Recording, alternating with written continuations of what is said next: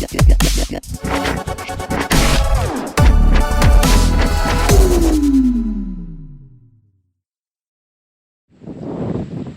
back to another episode of Tour. So the day has finally come. I'm going to show you the finished car and then the unfinished car. That may not make any sense right now, but you'll understand soon. Let's head out to the barn.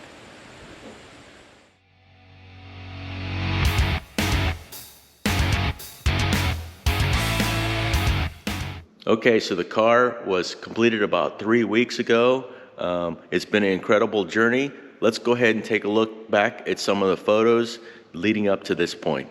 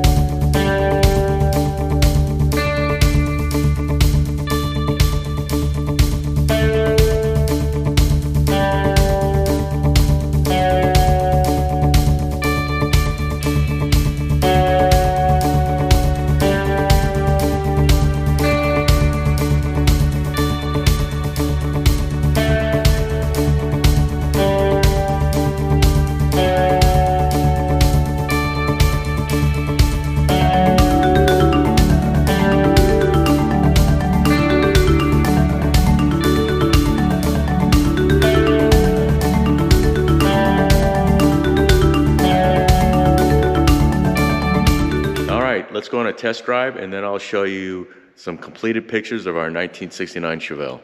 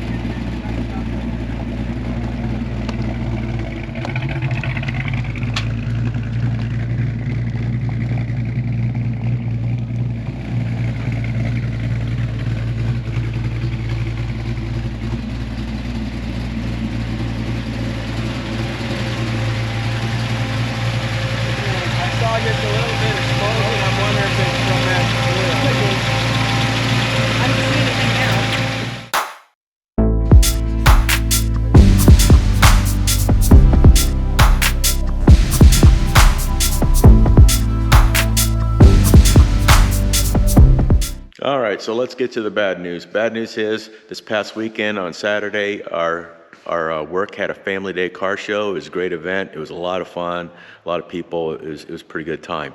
So when I was driving home, I was running 70 miles an hour on the highway. What happens? But my hood latch breaks.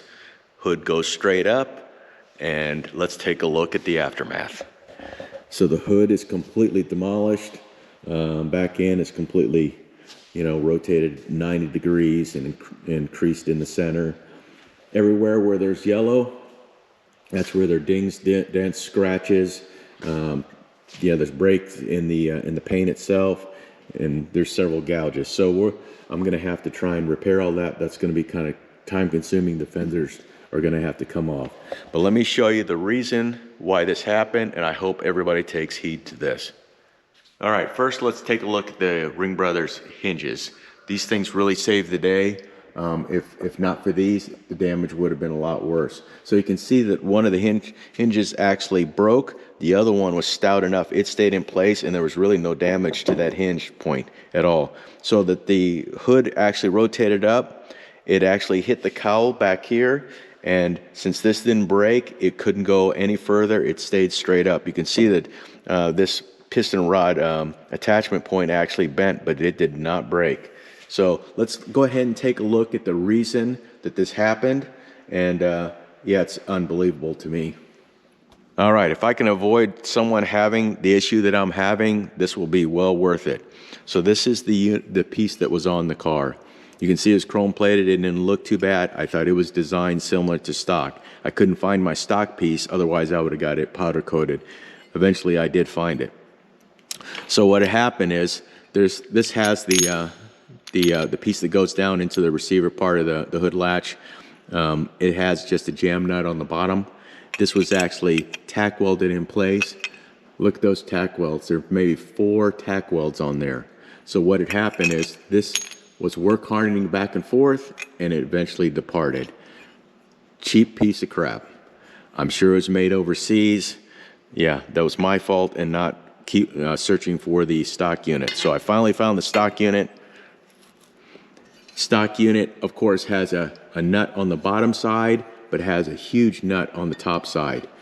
Metal is a lot thicker. This would have never failed. So, of course, I'm going to take this thing apart, get it powder coated, and we're going to use this with the new hood. So, definitely worth its weight in gold. Please take this warning. Do not put on a cheap hood latch. It's not worth it. All right, so I'm not going to show you guys me repairing this. I will repair this, and I will show you pictures of it when it is complete. I know I did tell you on the last video that I have some other projects. Well, that other project is not the Buick. I'm still broke paying for this one. So we have some other projects. We possibly have a 68 GTO that I'm going to be helping a friend with. I have another friend, Dennis, if you're listening, this would be for you. We may do a tune-up on an old Monte Carlo. I believe it's a 1970 Monte Carlo.